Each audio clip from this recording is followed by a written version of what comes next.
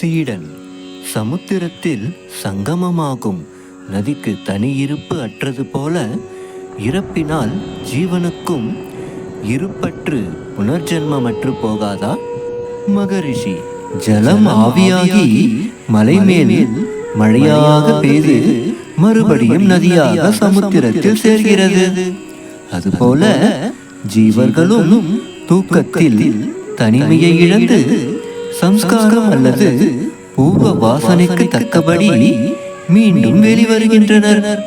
அதுபோல் இறப்பிலும் சம்ஸ்காரத்தோடு கூடின ஜீவன் அழிவுறான். சீடன், அஃதெப்படி மகரிஷி? வெட்டின மரத்தின் கிளைகள் மீண்டும் தளிர்க்கவில்லையா? அதன் வேர்கள் வெட்டாதிருக்கும் வரையில் மரமும் வளர்ந்து கொண்டே இருக்கும். மரணத்தில் இதயத்தோடு ஒன்றுபடும் காரணத்தினால் மட்டும் சம்ஸ்காரங்கள் ஒழியா, தக்க காலத்தில் மறுபடியும் பிறக்கும். இதுவே ஜீவர்கள் மறுபிறவிக்கு ஏது. சீடன், இதயத்தில் ஒடுங்கின சூட்சமமான சம்ஸ்காரங்களில் இருந்து அனந்த ஜீவர்களும் ஜீவர்களோடு சம்பந்தப்பட்ட விலாசமான உலகமும் எப்படி உண்டாகும்?